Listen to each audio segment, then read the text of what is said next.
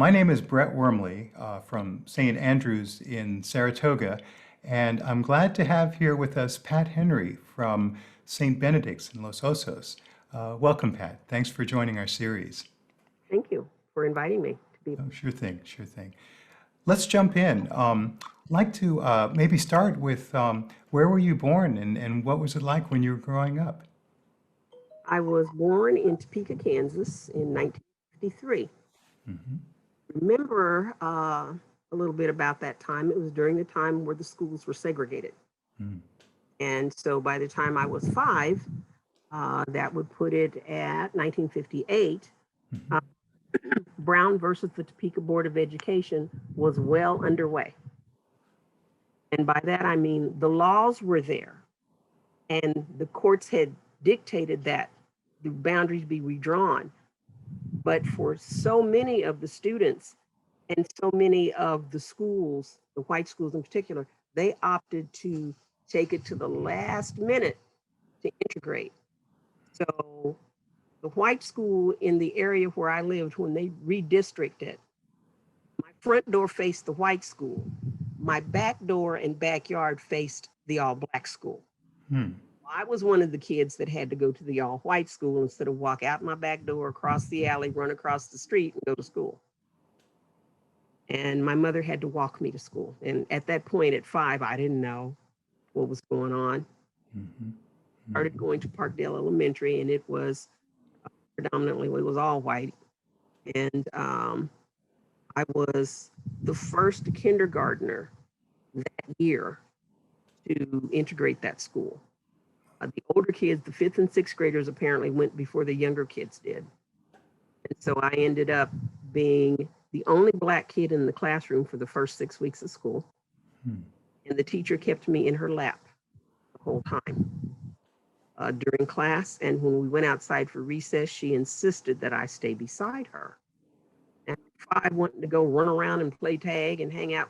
But there were people out there around the chain link fence around the schoolyard and the playground.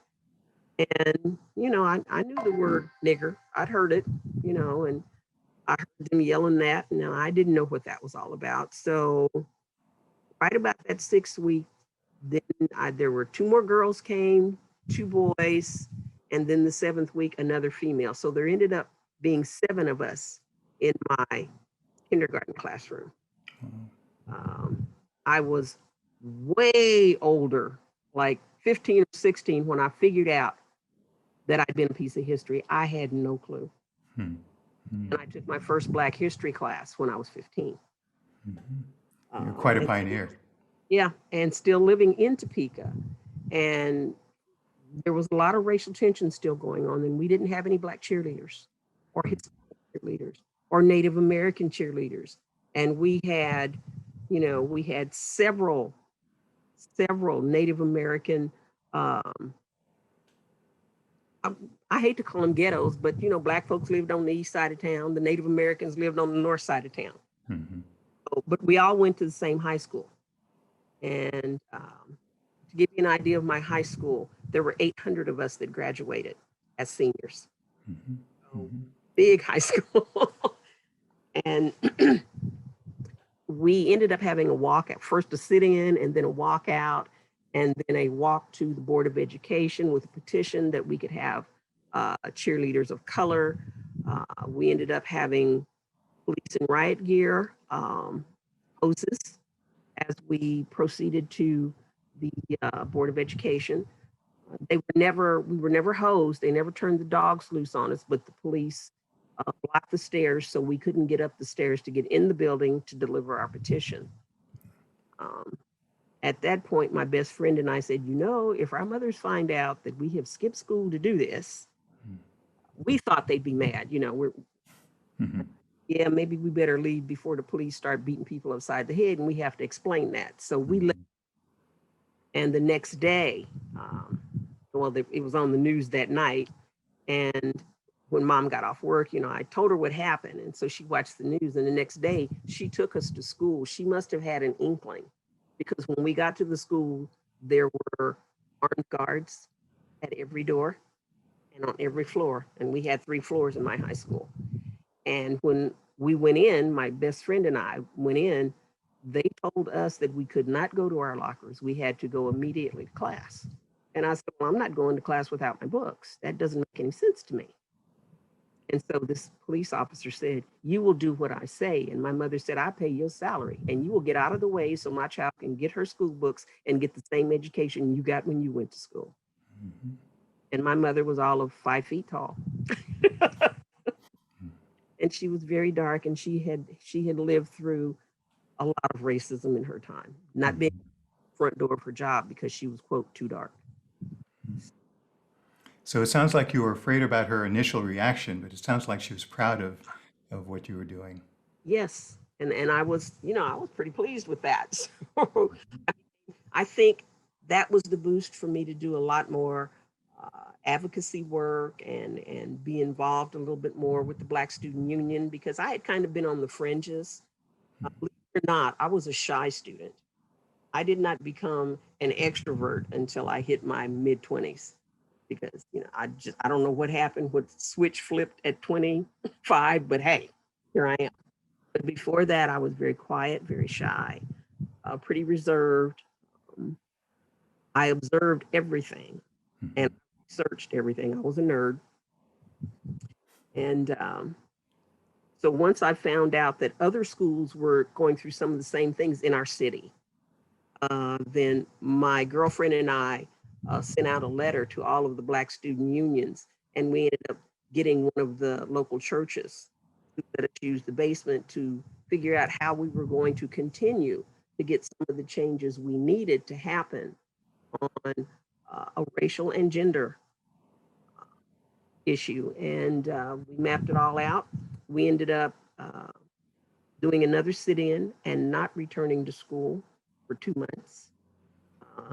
Teachers sent homework to us, and we had class at the Black churches there in the Black community so that we didn't get behind.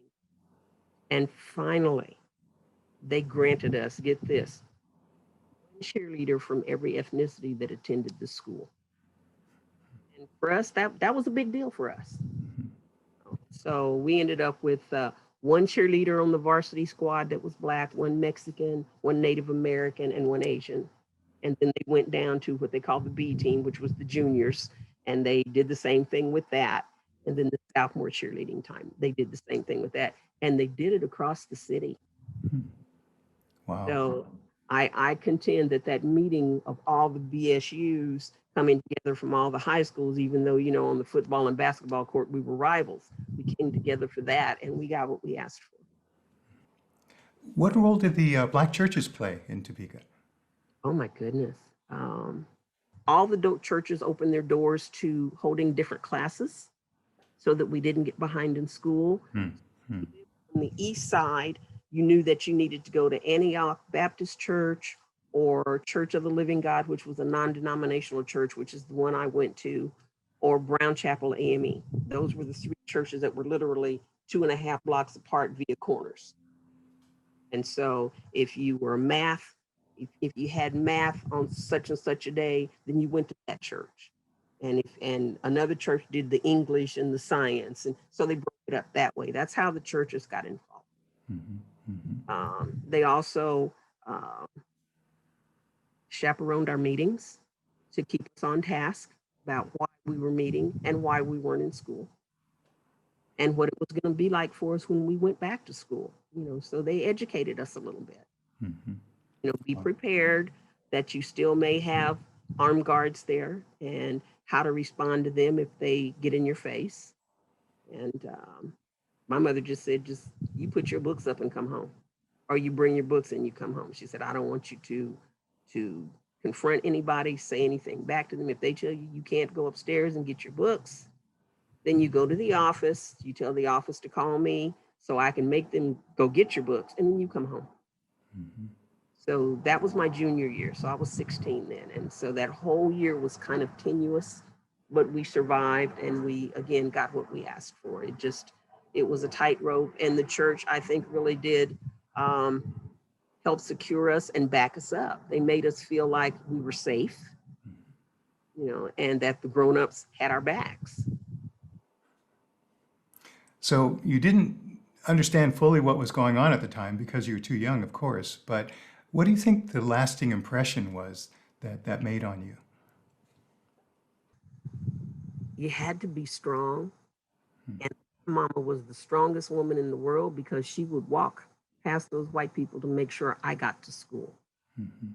And what that taught me was stand up for what you believe in, no matter the risk. Take it, because if it doesn't benefit you, it may benefit someone that comes after you. Hmm. And that's what I got out of that. And that's pretty much what I've patterned myself as. If I can jump out there and do something, uh, poke the pig, if you will, I, Mhm. because if it doesn't happen in my lifetime, maybe it'll happen in somebody else's. And I had something to do with that if I left somebody behind to carry that torch. Less than ideal circumstances, but that's quite an education. That Yeah, was, it was. yeah. Now, when I was 13, we moved out here. Mhm.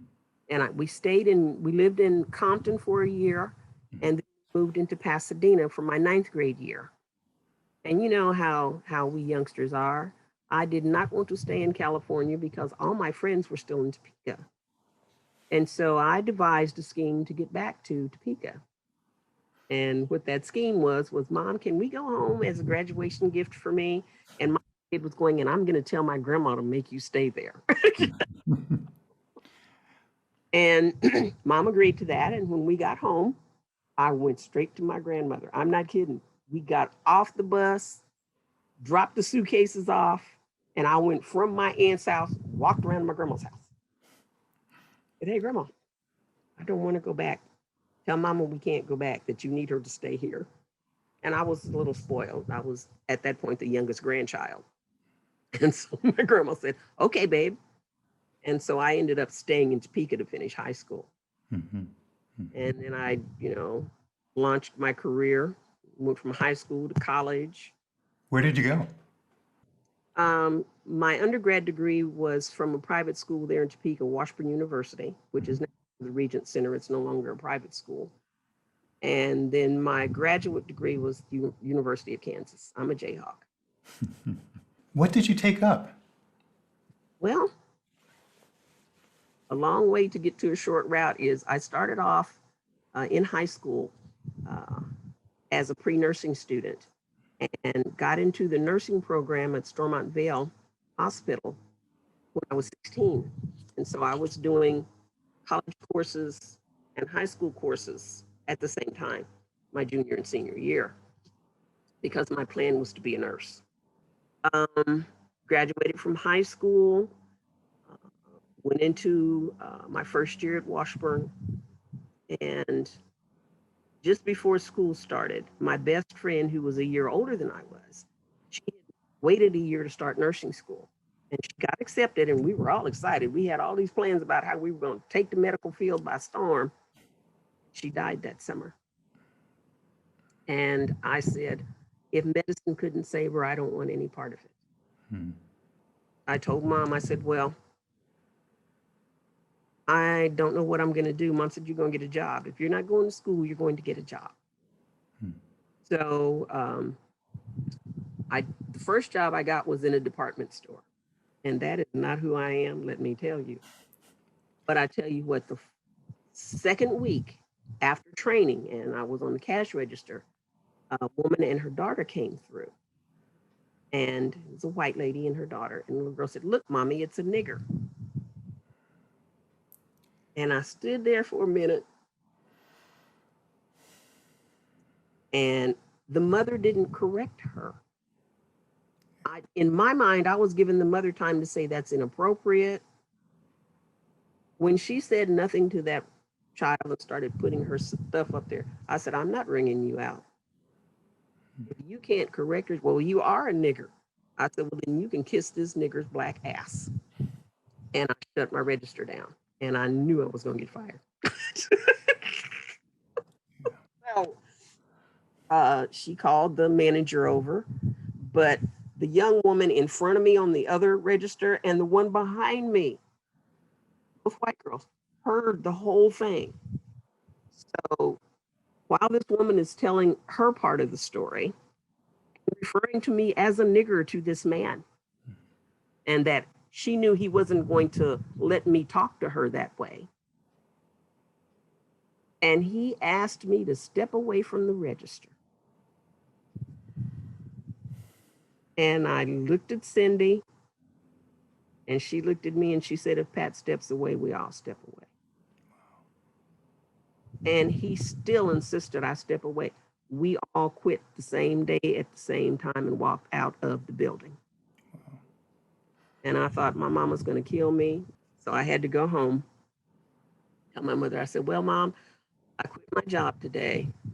And her neck went around like the exorcist for a minute. And she said, well, before I get really pissed off, you want to tell me why? And so I told her what happened. She says, oh, no, you don't have to put up with that.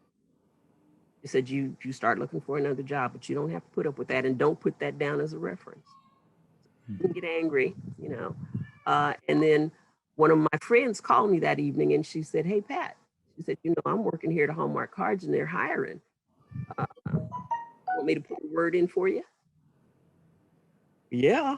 Mm-hmm. And the next day I got a call to come in for an interview. I hadn't even applied. And I worked there for 5 years. I also knew that that wasn't who I was. I could not see me doing factory work for the rest of my life. I worked at the food stamp office, and my job was to go into the smaller rural communities in Kansas and sign the elderly up for food stamps because they didn't understand. They thought it was welfare. They didn't understand the history behind food stamps and that it was welfare, but it was corporate welfare, that for every food stamp dollar that is spent, there's a kickback to the farmer and to the grocery store and to the federal government. And so my job was to put together a speech that they could understand and then sign them up for food stamps. And I loved it. It was so much fun. Halfway into the summer, the supervisor came to me and she says, Patricia, if I pay for you to take a class at Washburn, will you go back to school? And she said, don't say yes yet because I picked the first class. I thought, you know, it's a way to get back in school. Whatever class it is, as long as it's not math, I will take it. Okay. So, and it was an introduction to social work class. I took that class, Brett, and it was like I found my home. Social work was what I was supposed to do. My career has spanned many things. I spent 28 years working in the field of corrections as a probation officer, as a administrator in a community corrections program, as a supervisor in a community corrections program, and loved every minute of that. And did that while I was going to grad school. And then as soon as I graduated, I was a juvenile probation officer at that time. And I was what they call a CSO2. I was a supervising probation officer, but I had a caseload. The juvenile judge said to me, Pat, you're getting ready to graduate. I think you've done all you can do for me here. He said, we need a Black mental health professional in this community. And here's a phone number, call them. So I called them and it was called Innovative People Solutions. And they were just beginning to do in-home family therapy. So I was ecstatic. So I did the interview like 3:20 in the afternoon. And by 5:30, I had a message on my voicemail at home when I got off work that they offered me the job and it had doubled my salary. So every step I took as I changed jobs was a rung up the career ladder for me. Was I started teaching at K-State and then part-time at my undergraduate alma mater. And then one of my professors at KU went on sabbatical and recommended I teach her class. And while I was doing all that teaching, Janice, the chair of the department in Manhattan, came out here to California to a conference and called me up while she was out here and said, there's a gentleman here looking for someone to become their director of field education and help them design a master's program for one of the universities in the Cal State system. Are you interested?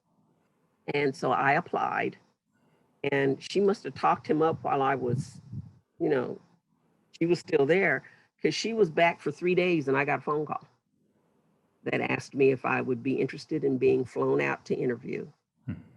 And so I said, sure. Nobody had ever flown me anywhere. So I went and got the job, and that's how I ended up in Bakersfield for almost 4 years. What year was that? I moved here in 1999. I met Susan, and Susan started taking me to St. Ben's in Los Osos, and I loved the church and loved everybody that was there, and knew that as I got ready to retire, I would be coming here. And so I started spending the weekends and summer here, like 2.5 years, and then moved here in 2018. And I love the church, dude. I really do. It's, I grew up in a non-denominational. It wasn't a far cry for me to look at an Episcopal church, and I'm gay and I'm openly gay. So it's like, hey, a church that will not preach hellfire and brimstone from the pulpit, make me feel like I'm being attacked. Okay, let me go.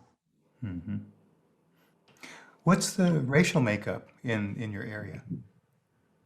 There's only 2% African American.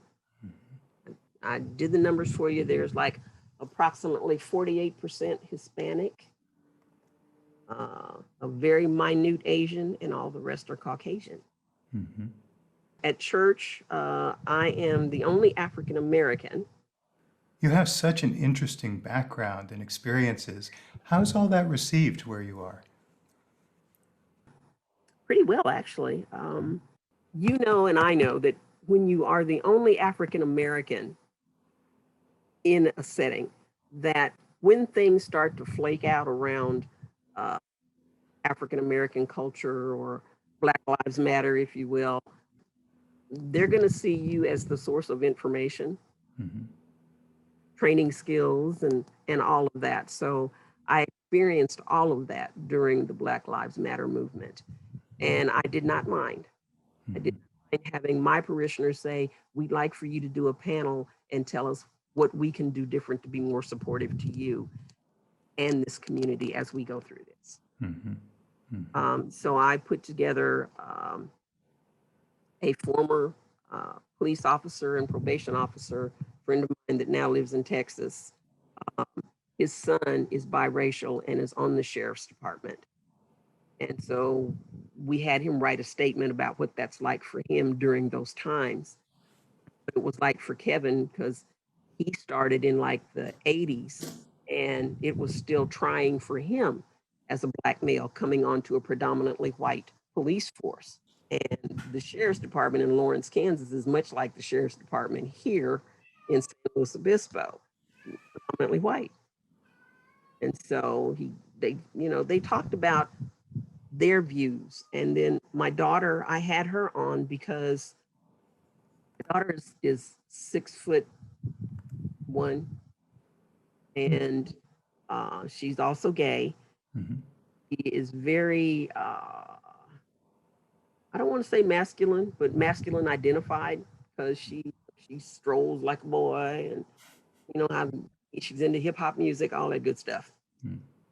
She worked at Target's warehouse just outside of Bakersfield in Shafter, and they moved her down to the night shift. And one night she was coming home, and a police officer stopped, a highway patrol officer actually stopped her and demanded that she get out of the car and get face down on the ground. And she says, let me back up. He first asked her for identification, and when she said, I need to reach in my back pocket, because she doesn't carry a purse, she carries a wallet. And she said, is that all right with you? And he pulled his gun and pointed it in her face and said, get out of the car, get on the ground now. And she said, I'm parked in a puddle. He said, out of the car, get on the ground now. She got out of the car. She noticed that his lights were off. If your lights are off, your dash cam is off. And she said, Mom, I thought I was going to die. And what happened was an off-duty Kern County police officer noticed he didn't have any lights on, so he pulled over to see what was going on. And he said, man, you got a problem here, what's going on? And he says, no, I've got this. And he says, no, sir, I don't think you do have this. You don't have your lights on. You need to have your dash cam on. And man, I got this. He said, no, you don't have this. And he got out of his car and he said, sir, you can get up. And when she stood up, of course, they see all of this. And he says, oh, ma'am, I'm so sorry. And she's covered in mud because she'd been laying in a mud puddle. And he says, get in your car and go home, ma'am. Go home now. And she said she didn't remember how she got home. Got home, she told her wife what had happened, and that's when she fell apart. And she waited 6 weeks to tell me. So I had her tell that story of what that was like for her, what her fear was like at that point in time. And then I told him how I felt as a parent listening to my child tell me that, knowing that I could have lost the only child I have only because he was looking for a Black male to do something to, and she looked like a guy. You know, so we talked about that. And then the other person has a son that is only 10. No, he's 7. And she has already had the talk with him.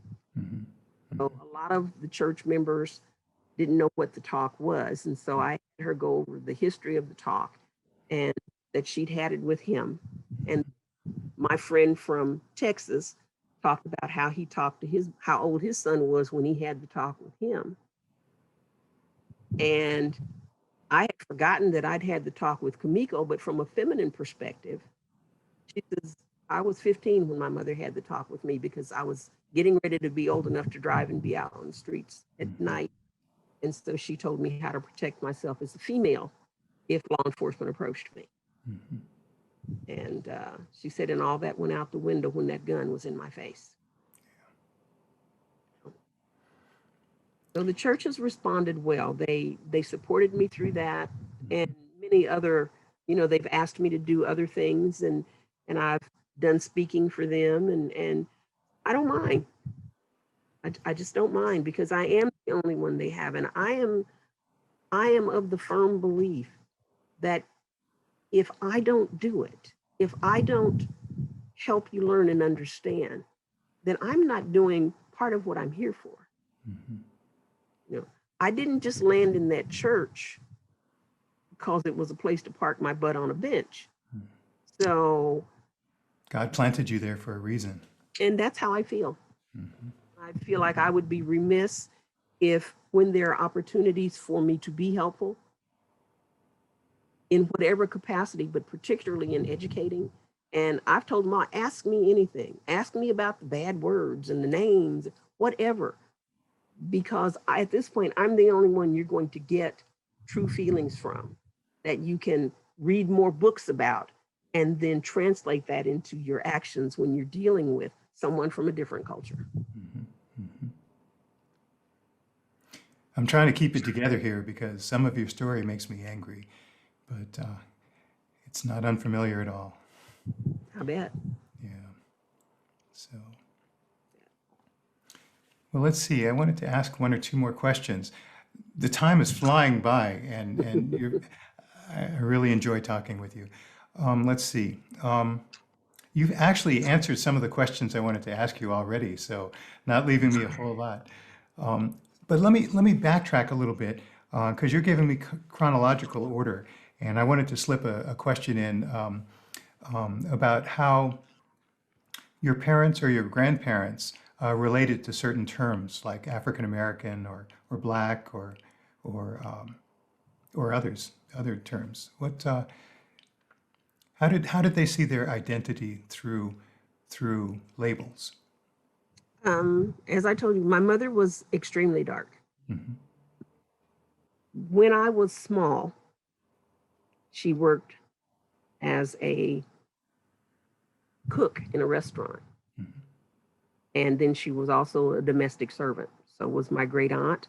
So was my oldest aunt. But my mother could not go in the front door of the restaurant.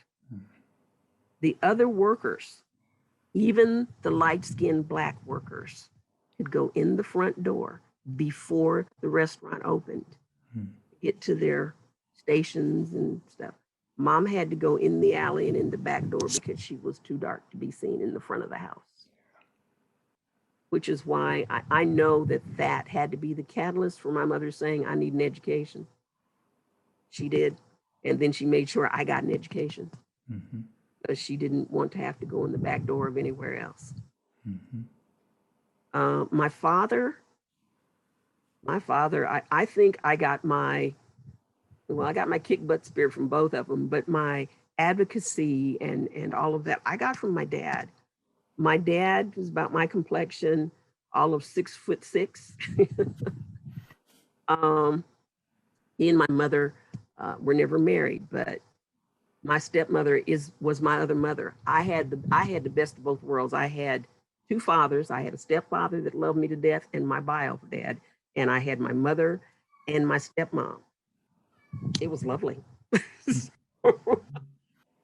My great-grandfather on my father's side fought in the Confederate War, in the Civil War on the Confederacy side, because he was conscripted by his slave owner because his only had one son. You only had one male son during that time. You did not have to let him go into the service, but you had to send a replacement. And the replacement was usually a Black slave. And my great-grandfather lived to be 116 years old. My father just was not one of those that would sit down and tell you stories. He said he didn't have the heartache that he knew that my mother and my stepmother had. My stepmother and mom could have passed for twins, by the way. And he said he understood some of the stress they had for being dark-skinned, but he didn't have that. He said because he was lighter and had kind of a reddish brown hair that he didn't get called the N-word, at least to his face, he said. He said that was because he was tall, had a heavy voice, and so people didn't tend to do that to him. But had to come to the defense of my stepmother a couple of times, and that when he was dating my mother, he had to come to her defense a couple of times because the N-word was used. So how do you see things have changed when, for instance, you were growing up and now? I think we made strides, especially during the civil rights era. We have to figure out how to educate those that don't want to be educated and how to educate those of us that do in an open and honest manner so that the changes that have been made can be used as a springboard to reach the ones that need to be made yet and still. All I would really like to say is there are people out there that really do want to see change, that really want to be educated on the pieces they missed out on when they were in school. Contributions, Native American contributions, Hispanic contributions, all of that was left out of the textbooks. If they're not going to put it in the textbooks, then we need to figure out how to get that out there so that once people are truly educated, facilitating change won't be that hard. It won't be that difficult. It won't be that emotionally painful. Those of us of color, and for those that are not of color, but support us in every way they know how. Well, Pat, I have several hundred more questions, but perhaps we should wrap up for now, though. So it's been good talking with you. You've put me through a range of emotions, I'm afraid, but it's all been good. I want to thank you for sharing your life with us and your vision. Thank you for having me do this. And I look forward to talking to you again anytime.